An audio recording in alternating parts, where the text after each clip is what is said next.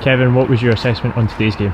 I felt we probably deserved a point, but you know, the way Albion defended, you've got to give them great credit. They held on to that goal lead even down to 10 men, and we didn't ask enough questions. You know, I've got 7 attacking players on there at the end of the game, and we made the wrong decisions. You know, a couple of instances later on, we had the ball in wide areas, people are shooting, people are passing, we're doing the opposite for what they probably should do, because the anxiety's crept in and they're beginning to try and force the issue a wee bit. But listen, the goal we lost was a shambles. We didn't deal with our front line the whole game, and you know, that's a worry. That is a worry, because we're limited as to how much we can change that. The penalty's a disgrace. Professional football, it's as bad as I've seen, and we've had a few in my time at this club, penalties. But you know, the overall picture is we're sitting third in the league. We're going through a bad patch, you know, if that, there's no doubt. And for the high Kelty a couple of weeks ago, getting a point and keeping unbeaten and going, we're in a very different place now.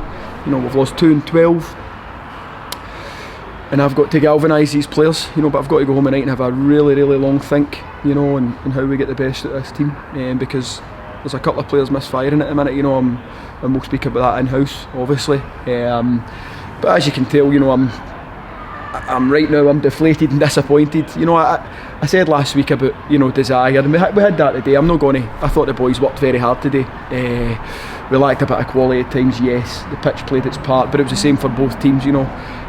Albion took their goal well. I thought Nathan had a chance very similar to their chance, actually, that they scored with, and he hit. Cammy does well to save it there, comes out. I thought Nathan could have maybe fired off the shot a bit earlier. But too few and far between. I'm not going to sit here, you know, sounds like I've made excuses already. It's no excuses, you know, it's how the game flowed, but we've got to find a way. You've got to be better and bigger and stronger and more aggressive in your approach, and you know, more bullish in how you play the game of football at times, and just, you know, I'm hurting now, Ben, as you can tell, you know, but as I say, it comes from a place where we just want to achieve so much. The fans were great, the fans turned up. I got the obligatory bit of haranguing, which you have to accept that as manager, you know, that's it's not good enough for them coming all the way through here and watching their team get beat 1-0, so I sympathise with the fans. I apologised last week for the lack of desire, as I've said. I'm not going to apologise, because there was desire there with the boys today. They ran, they kept on trying, even before the sending off. It was one-way traffic at that stage, you know, they were counting on us, but aye, so difficult day. Looking on the attack in front, our best chance probably came in the first 30 seconds with Jack Leach with his header, and then from then on it was... Apart from the penalty. Apart from the penalty, of course, yeah. And on open play, it was best chance in the first 30 seconds, and then we just couldn't really get into that final front for the rest of the game. Aye, I mean, listen, we went with 3 up top today, you know, we went with pace, we went with movement. We started the game, you know, like a grey hunt at the traps, you know. We come out, lovely couple of moves, get in behind, as you said, you know, Jack finds himself, and he probably connects with the header too well, to be honest. A great save for Cammy Binney. Then on it, but bottom line is, you know, we let them grow into the game. We didn't deal with our front lot, and that's, you know, as I said, we're limited as to what we can do. So you've got to find a way. You're a defender, you know, you've got to be better and ask centre forwards different questions that they're trying to ask you as well. They disrupted us, they unsettled us at the back, it brought anxiety, and for there, you know, it became a bit of a 50-50, a bit of a scrap. But just before their goal, there was a warning, very similar chance that we managed to defend, but you know, the second one was one too many, and it was a poor goal to lose, a poor goal to lose. So aye, you know, go home and we'll sort of watch it tomorrow when you send it through, but aye, we've just got to pick ourselves up and get ready to go on Tuesday, the big game now at home. You know, if the boys felt that the boos today at the end of the game were loud, I've got a funny feeling they'll be louder next week if the fans don't get the result that they crave and they yearn and deserve. And you know, between now and then I want to see a lot of passion and fire off the players. And Blair Curry made a good save from the free kick, but then went down a bit injured.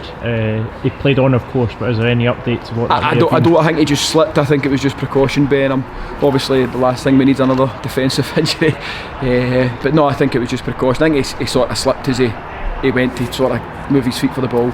Good save for a free kick specialist as well, no, and but I think he'll be fine. So And James Caney limped off as well. Is there anything on his injury? James, he's taking a significant knock in the sense that, you know, the short term, you know, he may be missing.